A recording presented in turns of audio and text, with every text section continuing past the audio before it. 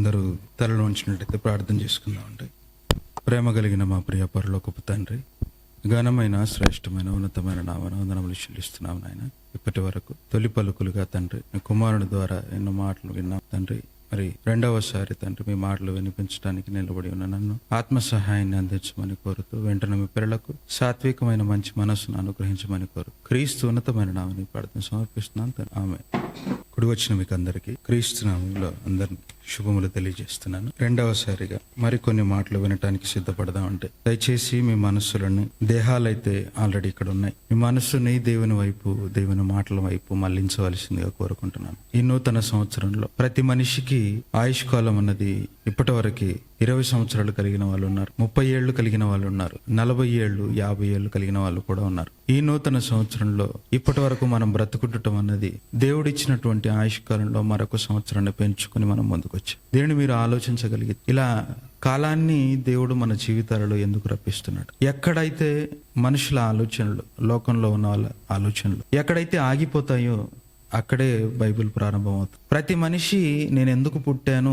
అని తన జీవిత కాలంలో ఎప్పుడొకసారి ప్రశ్న వచ్చే ఉంటుంది. ఎందుకంటే మనిషికి వచ్చిన కష్టాలు, వస్తున్నటువంటి బాధలు, ఆ బాధల మధ్య వారికి వచ్చేటటువంటి ఆలోచనలు ఏంటంటే నేను ఎందుకు పుట్టాను, కానీ ఆ ప్రశ్నకి సమాధానం దొరకకుండా చాలా మంది ఉంటారు. కానీ ఆ ప్రశ్నకి సమాధానంగా ఇదిగో బైబిల్లో సమాధానం అక్కడ ప్రారంభం అవుతుంది. ఇలా మన జీవితాలలో ఈ వచ్చినటువంటి కాలం, దేవుడిస్తున్నటువంటి కాలం, ఎందుకు ఈ కాలాన్ని ప్రసాదిస్తున్నాడు అండి? బైబిల్లో నాకు ఒక ఆలోచన ఏంటంటే, ఒక బైబిల్లో చూసినటువంటి ఒక రెఫరెన్స్ చాలా నన్ను ఆలోచింపజేసింది, చాలా నన్ను వెతికే విధంగా చేసింది. దాన్ని గురించినటువంటి ఆలోచనలు ఎక్కువ చేసింది. దాని గురించి అండి, హాస్టల్లో చదువుకుంటున్నటువంటి ఒక అబ్బాయి, ఇంటి దగ్గర ఉన్నటువంటి ఒక నాన్న. ఇప్పుడైతే లెటర్స్ ఏమీ లేవు, కానీ ఒకప్పుడు లెటర్స్ ఉండేటివి కదా. లెటర్స్ రాసి పంపుతున్నప్పుడు అంటే పిల్లలు ఆ లెటర్ని తీసుకున్న తర్వాత నాన్న ఆ లెటర్లో ఏడుస్తూ రాసినటువంటి విషయాలు ఉంటాయి, దాంట్లో బాధపడుతూ రాసినటువంటి విషయాలు ఉంటాయి, సంతోషపడుతూ రాసినటువంటి విషయాలు ఉంటాయి. అంటే సంతోషంగా రాసినటువంటి మాటలు ఏవైతే ఉన్నాయో అవి చదువుకుంటూ కుమారుడు కూడా సంతోషిస్తుంటాడు. బాధపడుతూ ఏడుస్తూ రాసినటువంటి సందర్భాలు ఏవైతే ఉన్నాయో అవి చదువుకుంటూ కుమారుడు కూడా ఏడుస్తూ అంటాడు. కానీ ఇక్కడ మాత్రం జరుగుతుంది ఏంటో తెలుసా? పరలోకమందున్నటువంటి దేవుడు మన కొరకు ఒక లేఖను రాయించాడు. అదే 66 పుస్తకాల ఈ బైబిల్ను 66 పుస్తకాలుగా రాసి, ఇందులో సంతోషకరమైన సందర్భాలు ఉన్నాయి, బాధాకరమైన సందర్భాలు ఉన్నాయి, దుఃఖించే సందర్భాలు ఉన్నాయి. దుఃఖించే సందర్భాల్లో మన వాళ్ళు ఎలా చదువుకుంటారంటే నవ్వుతా ఉంటారు. అంటే వాక్యంలోకి వెళ్ళటం లేదు, మనం వాక్యపు అంతర్యంలోకి మనం వెళ్ళటం లేదు. ఎక్కడ ఎలాగ ఆలోచిస్తున్నామంటే ఇది మనకు ఏదో బయట దొరికిన ఒక న్యూస్ పేపర్ లాంటిది. అండి ఈ బాధపడుతూ రాసిన సందర్భాలను గురించి ఆలోచిస్తూ అండి ఎందుకు బాధపడుతున్నారు ఇక్కడ అని ఆలోచన చేయాలి కదా. ఒకసారి యోహాను సువార్త 5వ అధ్యాయము 17వ వచనం. యోహాను సువార్త 5వ అధ్యాయము 17వ వచనం. అయితే యేసు, నా తండ్రి ఇది వరకు పని చేయుచున్నాడు, నేనును చేయుచున్నానని వారికి ఉత్తరం ఇచ్చెను. ఏమండి ఇక్కడ యేసుక్రీస్తు మాట్లాడుతున్నాడు. ఏమనంటే, నా తండ్రి ఇది వరకు పని చేస్తున్నాడు, నేనును పని చేయుచున్నానని యేసుక్రీస్తు చెప్పాడు. అని ఇక్కడ నేను ఆలోచిస్తున్నానండి, నా తండ్రి ఇది వరకు పని చేయుచున్నాడు. ఈ మాట ఎలాగుంది? ఏం పని చేస్తున్నాడు ఆయన? ఎవరు మాట్లాడుతున్నారు ఈ మాట? యేసుక్రీస్తు మాట్లాడుతున్నాడు. యేసుక్రీస్తు ఎవరి గురించి మాట్లాడుతున్నాడు? తండ్రి గురించి. నా తండ్రి ఇది వరకు పని చేస్తున్నాడు అంటే ఏం పని చేస్తున్నాడు ఆయన? ఏం పని చేస్తున్నాడు అండి? ఈ దేవుడు ఏం పని చేస్తున్నాడు ఆయన? ఏమంటే ఇశ్రాయేలును కాపాడువాడు కొనుకడు నిద్రపోడు. ఇశ్రాయేలును కాపాడు దేవుడు కొనుకడు నిద్రపోడు అని అంటే ఈరోజు మన జీవితంలో కూడా దేవుడు కష్టపడుతున్నాడు.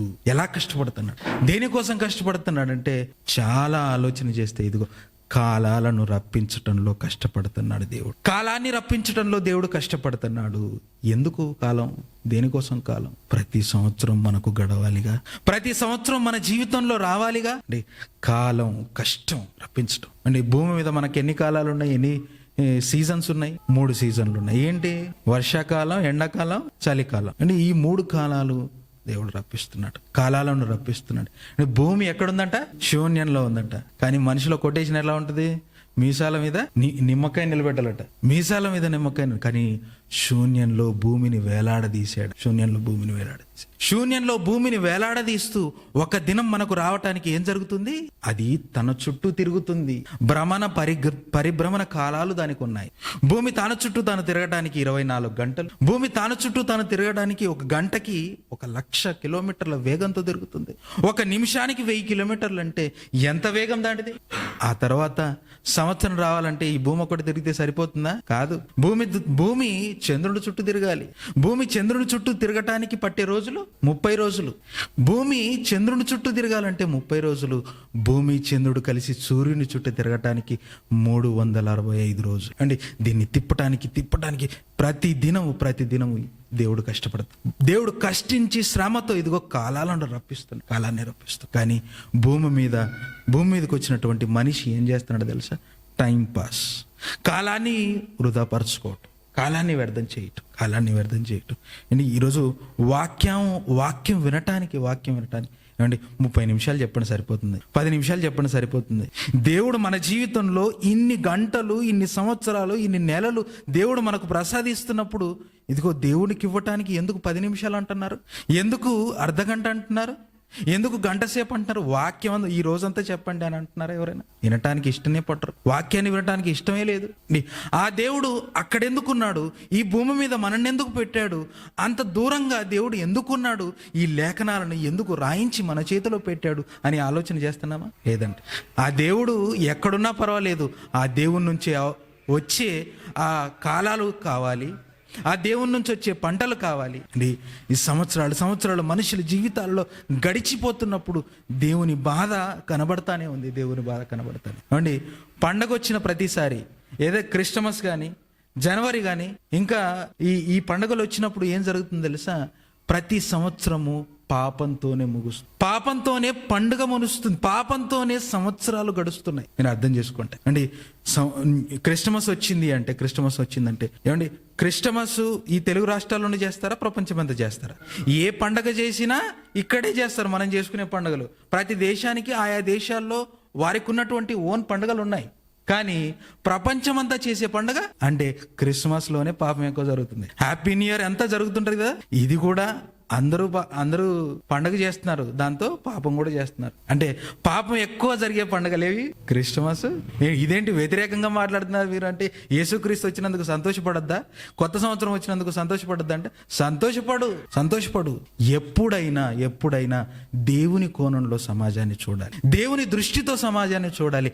నా కళ్ళతో ఒకసారి చూడు అంటారు కదా, ఒక్కసారి దేవుని కళ్ళలోకి వెళ్ళి మీరు చూడండి, దేవుని మనసులోకి వెళ్ళి ఆయన మనసును ఒక్కసారి తొంగి చూడండి. ఏం జరుగుతుంది? ఆయన సంవత్సరాన్ని ఇస్తున్నాను. ప్రతి సంవత్సరం పాపంతోనే ముగుస్తుంది. 100 మందిలో ఒక్కడు మారితే ఆయనకేం లాభం? 100 మందిలో ఒక్కడు మారితే ఆయనకి ఏమండి సంతోషమే, కానీ మిగతా 99 మంది ఇది ఆలోచించాలి అండి. సంవత్సరాలని దేవుడు ఎందుకు ఇస్తున్నాడు? ఆ దేవుడు కాలం రప్పిస్తున్నాడు. రప్పించిన కాలాల్లో ఇది ప్రతి సంవత్సరము పాపంతోనే ముగుస్తుంది. ప్రతి సంవత్సరం 2020 పాపంతో ముగిసింది, 21 పాపంతో ముగిసింది, 23 పాపంతో ముగిసింది, 2025 పాపంతోనే ముగిసింది. నా గురించి ఆలోచించేవారే అరే ఎక్కడున్నారు అండి? ఈ సంవత్సరాల్ని దేవుడు ఎందుకు ప్రసాదిస్తున్నాడు అనేది ఒక ఉదాహరణ ద్వారా, ఒక ఉపమానం ద్వారా యేసుక్రీస్తు వివరించడం జరిగింది. దాన్ని ఒక్కసారి మీరు ఓపెన్ చేయండి. లూకాసు వార్త 13వ అధ్యాయం, 13వ అధ్యాయము 6వ వచనం. లూకాసు వార్త 13వ అధ్యాయము 6వ వచనం. మరియు ఆయన వారితో ఈ ఉపమానము చెప్పెను. ఒక మనుష్యుని ద్రాక్ష తోటలో అంజూరపు చెట్టు ఒకటి నాటబడి ఉండెను. అతడు దాని పండ్లు వెదక వచ్చినప్పుడు ఏమీ దొరకలేదు గనుక ఇదిగో అతడు 3 ఏండ్ల నుండి నేను ఈ అంజూరపు చెట్టున పండ్లు వెదకవచ్చుచున్నాను గాని ఏమీ దొరకలేదు, దీనిని నరుకువేయుము, దీని వలన ఈ భూమియు ఏల వ్యర్థమైపోవాలని ద్రాక్ష తోట మాలితో చెప్పాను. అయితే ఏమంటున్నాడంటే ఒక యజమాని ఉన్నాడు. ఒక ఉపమానం చెప్తున్నాడు యేసుక్రీస్తు. ఏమని? ఒక యజమాని ఉన్నాడు. ఆ యజమానికి ఉన్నటువంటి ద్రాక్ష తోటలో అంజూరపు చెట్టు ఒకటి వేసినటువంటి ఆయన ఇదిగో ప్రతి సంవత్సరము ఆ చెట్టు దగ్గరకు వచ్చి చూస్తున్నాడు. ఆ చెట్టు దగ్గర ఫలాలు మాత్రం కనిపించడం లేదు. ఇలా 1 సంవత్సరం చూశాను, 2 సంవత్సరాలు చూశాను, ఇంకో సంవత్సరం చూశాను. అలా 3 సంవత్సరాల నుంచి నేను ఈ చెట్టును పండ్లు వెతకవచ్చున్నాను కానీ ఈ చెట్టు ఏమీ దొరకటం లేదు. ఏమండి ఈ వాక్యాన్ని చెప్తే, ఈ వాక్యాన్ని అక్కడ గ్రామాలలో చెప్తే వాళ్ళు ఏమనుకుంటారు? అనుకుంటారు, మంచి వ్యవసాయపు టిప్పు చెప్పాడు దేవుడు అని చెప్పి అనుకుంటున్నారు. యేసుక్రీస్తు వ్యవసాయం చేయడానికి మంచి ఆలోచన ఇచ్చాడు, మరి ఫలించని పండ్లు నరికేయటమే ఏముంది అని అనుకుంటున్నారు. కానీ ఇది పండ్ల గురించి చెట్ల గురించి చెప్పాడా? దాని గురించేనా? మనుషుల గురించి. ఒక మనుషుల దగ్గరికి ఇదిగో దేవుడు వస్తున్నాడు. ఏం ఒక సంవత్సరం వచ్చి పనులు వెతక వస్తున్నాడు, ఒక సంవత్సరం నుంచి ఇదిగో వస్తున్నాడు, మారుతున్నాడా? లేదు. ఇంకో సంవత్సరం వచ్చాడు, మారుతున్నాడా? లేదు. ఇంకో సంవత్సరం వచ్చాడు, మారుతున్నాడా? లేదు. ఇలా 3 ఏళ్ల నుంచి వెతుకుతున్నాను, 3 సంవత్సరాల నుంచి నేను వెతుకుతున్నాను, కానీ పండ్లు రావటం లేదు. కానీ దీనివలన నేను ఏం నిర్ణయం తీసుకుంటున్నానో తెలుసా? ఏం నిర్ణయం తీసుకోవాలనుకుంటున్నానంటే ఈ చెట్టును తీసివేయాలనుకుంటున్నాను. ఎందుకు? దీనివల్ల భూమి యొక్క సారము వ్యర్థమైపోతుంది, దీని యొక్క నేల సారం వ్యర్థమైపోతుంది, ఎరువును తీసుకుంటుంది, భూమి యొక్క సారాన్ని తీసుకుంటుంది, గాలిని తీసుకుంటుంది, కానీ ఇది మాత్రం ఫలాలను ఇవ్వటం లేదు. ఆ దేవుడు కూడా నేను భూమి మీదకి మనిషిని పంపించాను బ్రతకమని, ఫలాలను ఇవ్వమని. ఏం ఫలాలు ఇవ్వాలి? ఏం ఫలాలను ఇవ్వాలండి అండి? ఇందాక ఫస్ట్ మెసేజ్ లో విన్నాం కదా, ఆత్మఫలాలు. ఏం ఫలాలు ఇవ్వాలంటే ఆత్మఫలాలు ఏమున్నాయి? ప్రేమ, సంతోషము, దీర్ఘశాంతం, సమాధానం, దీర్ఘశాంతం, మంచితనం. ఓకే, 9 ఉన్నాయి కదా ఆత్మఫలాలు. ఈ ఫలాలు మనిషిలో ఫలిస్తున్నాయా? ఈ ఫలాలు మనిషిలో ఉన్నాయా? వస్తున్నాయా? ప్రతి సంవత్సరం దేవుడు మన దగ్గరకు వస్తున్నాడు, ఇదిగో చూస్తున్నాడు అంటే లేదు, ఫలించటం లేదు. అండి అందుకే చెప్తున్నాడు ఏమని? ప్రతి సంవత్సరము పాపంతోనే సంవత్సరం ముగిసిపోతున్నాయి. ఈ సంవత్సరం ఇదిగో చెట్టును వేసిన తర్వాత ఆ చెట్టు దగ్గర పండ్లు వెతక వస్తుంటే ఏ పండ్లు దొరకట్లేదు. అందుకే భూమి మీద ఆయుష్కాలాన్ని తీసివేయటానికి దేవుడు సిద్ధపడుతున్నాడు. 2026 చూడని వాళ్ళు ఎంతో మంది ఉంటారు. 2025లో మరి 31 రోజు చనిపోయిన వాళ్ళు ఉంటారు. ఎందుకు? 26 చూసే భాగ్యం వారికి లేదు. ఎందుకంటే అప్పటి వరకు దేవుడు వారి దగ్గరకు వచ్చి చూశాడు, ఫలాలు దక్కటం లేదు, ఫలాలు రావటం లేదు. అందుకే దేవుడు ఏమనుకుంటున్నాడు తెలుసా? ఫలాలు ఫలించని ప్రతి చెట్టును నరికి వేయాలనుకుంటుంది. గొడ్డలు ఎక్కడ ఉంచబడింది? చెట్టు వేరునే, దూరం ఎక్కడో ఉందనుకోకండి, చెట్టు వేరునే గొడ్డలు ఉంచబడి ఉన్నది. గొడ్డలతో ఏం చేస్తారు? నరికేస్తారు. చెట్టు వేరున ఉంచబడి ఉన్న ఆ గొడ్డలి మనకు అనారోగ్యం కావచ్చు, మనకు యాక్సిడెంటే కావచ్చు, దేని ద్వారా చనిపోతామో తెలీదు.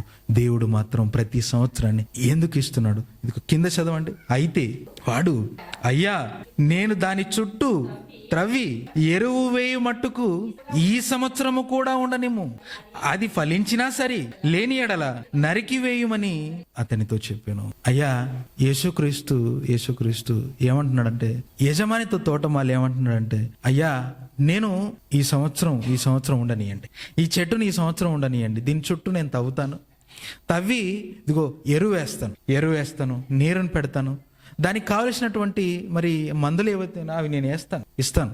ఈ సంవత్సరము ఉండనివ్వండి, ఫలిస్తే సరే, లేని ఎడల నరికివేయి. ఫలిస్తే సరే, లేని ఎడల నరికేసి అని చెప్తున్నాడు.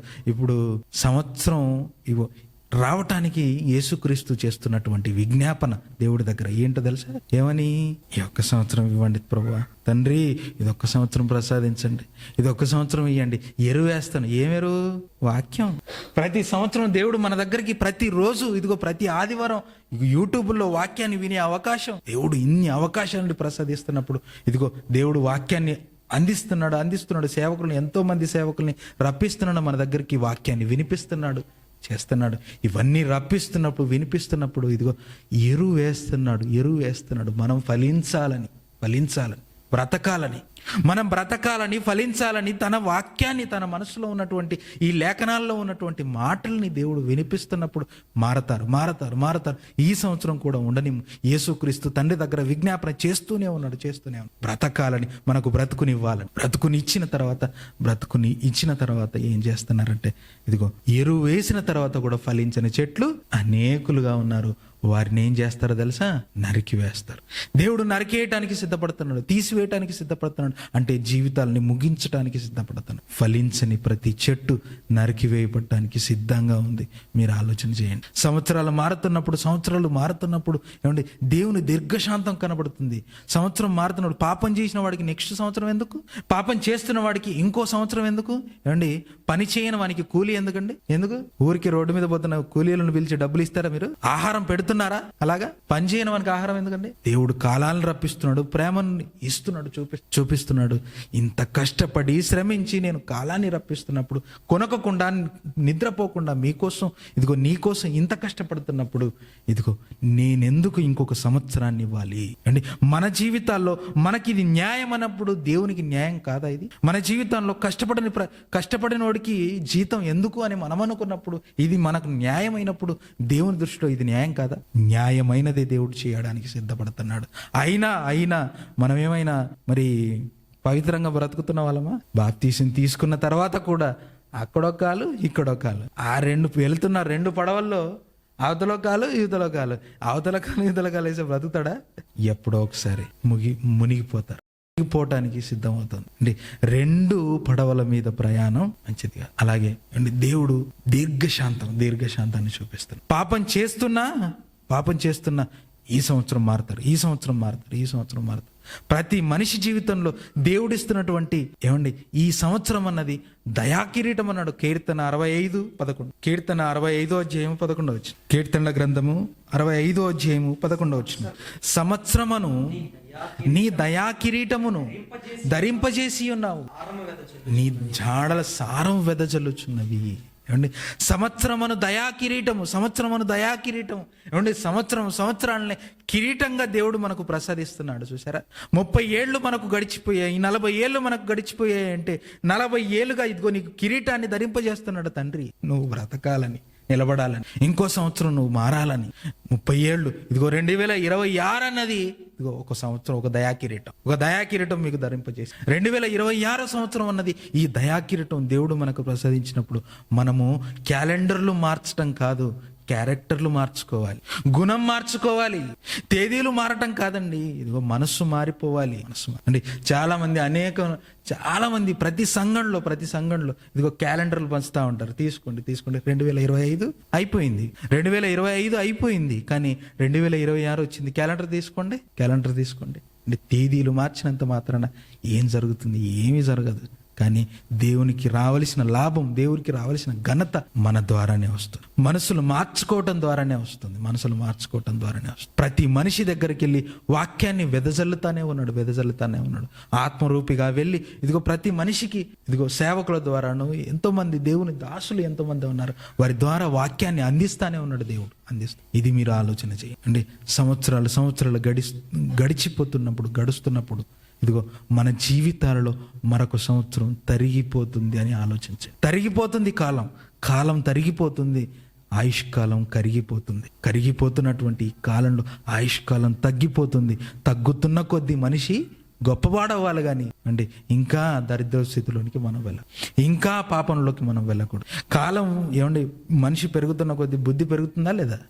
పెరగాలి. మనిషి ఎదుగుతున్న కొద్దీ బుద్ధి పెరగాలి, జ్ఞానవంతుడుగా నిలబడాలి. అంటే నేను ఎప్పుడూ నమ్ముతాను ఏంటంటే జ్ఞానం కన్నా దేవుని యందు భక్తి గొప్పది. ఆ భక్తి అన్నది దేవునిలో మనం జ్ఞానం సంపాదించుకోవడానికి చాలా ఉపయోగపడుతుంది. అందుకే భక్తిగా బ్రతకాలి, మనస్సులు మార్చుకోవాలి. కాలాలను ఇదిగో దేవుడు కష్టపడుతూ రప్పిస్తూ దయా కిరీటాన్ని మనకు ధరింపజేశాడు. ఈ సంవత్సరంలో మనం ఇంకా గొప్పగా మనము తీర్మానాలు తీసుకోవాలి, నిర్ణయాలు తీసుకోవాలి. అండి వాగ్దానాలు ఇస్తారు. ఈ వాగ్దానాలు మనకి ఇస్తున్నప్పుడు అన్ని నీకు అవసరం అయ్యేటివేనా, వేరే వాళ్ళకి అవసరం అయ్యేటివి ఉంటాయా? అన్ని మనకు అవసరం అయ్యేటివే వాగ్దానాలు. ఏ చర్చిలో చూడండి మీకు అవసరం అయ్యేటివే, మనకు అవసరపడేటివే. కానీ ఏ తీర్మానం తీసుకోవాలో తెలుసా? ఎలాంటి నిర్ణయాలు తీసుకోవాలో తెలుసా? తండ్రి, నేను ఈరోజు నీ కోసం బ్రతుకుతాను, ఈ సంవత్సరం నీ కోసం బ్రతుకుతానని వాగ్దానం ఎవరు ఇచ్చారు? దేవునికి వాగ్దానం ఇచ్చారా? అండి దేవుని దగ్గరికి వెళ్ళి 31 జనవరి 1 12 గంటలకు లేచి ప్రార్థన చేసుకుని, తండ్రి నేను 2025 సంవత్సరంలో పాపంతో బ్రతికాను, అక్కడక్కడ పాపం చేస్తున్నాను, బాప్తీసం తీసుకున్నా, అక్కడక్కడ మరి లోకంలో కాలు వేస్తున్నాను, లోకంలో పాపాన్ని అంటించుకుంటున్నాను. కానీ ఈ సంవత్సరం నేను ఇదిగో పరిశుద్ధంగా బ్రతకడానికి నేను ప్రయత్నం చేస్తాను, తండ్రి నాకు సహాయం చేయండి అనేటువంటి తీర్మానం ఎవరు తీసుకున్నారు చెప్పండి? 2025లోనైనా నేను కారు సంపాదించుకోవాలి, 2026లోనైనా నేను ఇల్లుని సంపాదించుకోవాలి. అండి ఏది చూసినా ఎక్కడ చూసినా మన లాభాలేనా? దేవుని కోణంలోకి వెళ్ళండి, దేవుని దృష్టిలోకి మీరు వెళ్ళండి. దేవుని ఆలోచన ఎలా ఉందో ఆ విధంగా మనం ఆలోచన చేస్తే ఇదిగో దేవుని బాధ అన్నది అర్థమవుతుంది, దేవుని ఆలోచన అన్నది అర్థమవుతుంది. గనుక సంవత్సరాలు గడుస్తున్న కొలది మనం మారాలి, మార్పు చెందాలి, మార్పులోకి వెళ్ళాలి. ఏమండి, నూతన సృష్టి ఏంటండి ఈ సంవత్సరాల్లో ఏమండి నూతనంగా ఉండేది ఏంటి అండి? చూడండి ఒకసారి 2వ కొరింథీ 5వ అధ్యాయము 17వ వచనం. కొరింథీయులకు రాసినటువంటి 2వ పత్రిక 5వ అధ్యాయము 17వ వచనం. కాగా ఎవడైనను క్రీస్తునందున్న ఎడల వాడు నూతన సృష్టి, పాతవి గతించెను, ఇదిగో సమస్తం క్రొత్తవాయను. సమస్తమును దేవుని వలనైనను ఆయన మనలను క్రీస్తు ద్వారా తనతో సమాధానపరిచి ఆ సమాధానపరచుచు పరిచర్యను మాకు అనుగ్రహించెను. చాలండి అండి. ఏమంటున్నాడు? ఎవడైనాను క్రీస్తునందుంటే నూతన సృష్టి. ఏమండి, సంవత్సరం గతించింది. ఈ సంవత్సరం జనవరి మళ్ళీ రాలేదా? ఫిబ్రవరి మళ్ళీ రాలేదా? ఏమండి, 1, 2 తారీఖులు 30 తారీఖు వరకు మళ్ళీ రాలేదా? అన్నీ సేమే, అన్నీ వచ్చాయి. నంబర్ మారింది. ఏంటి? 25 ఉన్న చోట 26 అయింది. ఏమీ మారలేదు, ఇందులో కొత్తదేమీ లేదు. కానీ మారాల్సింది ఏంటో తెలుసా? ఎవడైనను క్రీస్తునందున్న ఎడల నూతన సృష్టి. అంటే ఇదిగో క్రీస్తునందు మనం ఉన్నామా? మనం మనస్సు మార్చుకొనగలిగితే మనమే నూతన సృష్టి. దేవుని ముందు దేవునికి కనబడే ఇదిగో నూతన సృష్టి ఏముందో తెలుసా? క్రీస్తునందు మనం ఉండాలి, క్రీస్తులో మనం ఉండాలి. నూతన సృష్టిగా ఇదిగో మనస్సు మార్చుకున్న నూతన సృష్టిగా మనం ఉండగలిగితే మనమే నూతన సృష్టి. దేవుడు కోరుకుంటున్నటువంటి నూతన సృష్టి ఇదే. దేవుడు ఆలోచిస్తున్నటువంటి నూతన సృష్టి ఇదే. నేను రప్పిస్తున్న ఈ కాలంలో, నేను పండిస్తున్న పంటల్లో సమస్తమును అన్నీ నాకు తెలుసు. కానీ నా కుమారుడు మారటం నాకు కావాలి, నా కుమారుడు మార్పు చెందటం నాకు కావాలి. మార్పు చెందుతూ ఫలాలనిచ్చే కుమార్తెగా ఈరోజు మనం ఉండాలి. అలా ఉండగలిగితే దేవునికి నూతన సృష్టిగా మనం ఉంటాం. క్రీస్తునందున్న ఎడల నూతన సృష్టి. ఈరోజు ఈ వాక్యాన్ని విన్న మనమంతా నూతన సృష్టిగా మనం బ్రతకాలి, నూతన సృష్టిగా మనం మార్పు చెందాలి. ఇంతవరకు అబద్ధాలు చెప్పాం, ఇదిగో చెప్పకుండా బ్రతకాలి. ఇంతవరకు ఎక్కడో పాపం చేస్తూ బ్రతుకుతున్నాం, పరిపూర్ణులుగా బ్రతకటం లేదు, సంపూర్ణులుగా అవ్వటం లేదు. ఏమండి, సంపూర్ణునిగా నిలబడాలండి దేవుని ముందు సంపూర్ణునిగా. చావు ముందు చనిపోయే ముందు దేవుడికి సంపూర్ణంగా మనం ఆయన ముందు నిలబడగలిగితే ఇదిగో అంగీకరించడానికి సిద్ధంగా ఉన్నాడు. నన్ను తీసుకోవటానికి సిద్ధంగా ఉన్నాడు. దేవుడు మనల్ని తీసుకోవాలంటే ఇదిగో ఎక్కడ తెల్లటి కాగితంలో ఎక్కడ కూడా డాట్ కనపడకూడదు కదా, ఎక్కడ కూడా మచ్చలు కనపడకూడదు కదా. స్వచ్ఛమైన మనస్సుతో ఇదిగో దేవుని కోసం సంపూర్ణుడిగా మనం మారగలిగితే ఇదిగో నేను ఇంకా దీంట్లో పాపం చేస్తాను, ఇంకా ఇక్కడ తప్పిపోతాను, ఇంకా ప్రతి చోట ఆయా చోట్ల నేను తప్పిపోతున్నాను అనుకోవటం కంటే ఇదిగో నేను తప్పిపోయినది ఏదైతే ఉందో అది నేను మార్చుకొని తండ్రి నీ కోసం నేను గొప్పగా బ్రతుకుతాను, నా వలన నీకు ఘనత దక్కే సందర్భాలు నాకు ఇవ్వండి అని చెప్పేసి దేవుని అడిగాము. మనం ప్రార్థనలు చేసుకోవాలి. ఇలాంటి తీర్మానాలు లేవు మన జీవితాలు అండి. ఎప్పుడు దేవుడు ఇదిగో నేను నీకు ఇదిగో ఆయుష్కాలాన్ని ఇస్తున్నాను, ఇలాంటివి ఈ మాటలన్నీ ఇదిగో మనకు వాగ్దానాలుగా మనం తీసుకుంటున్నాం. కానీ నేను నీకు తోడుగా ఉన్నాను, నువ్వు భయపడకుము, ఇవన్నీ వాగ్దానాలు. ఇదిగో ఆయన మనకి ఎల్లప్పుడూ తోడుగానే ఉన్నాడు. కానీ మనము మాత్రం ఆయన కోసం బ్రతకటం లేదు. మనం బ్రతకాలని ఈ కొత్త సంవత్సరంలో మంచి నిర్ణయాలు తీసుకుని ఆయన కోసమే గొప్పగా బ్రతికే ఆలోచన మనం చేయాలి. మనస్సు మార్చుకుని సంపూర్ణుడిగా దేవుడి ముందు నిలబడగలిగితే ఇదిగో అదే దేవునికి నూతన సృష్టి. ఇదిగో మనసును మార్చుకోవాలి.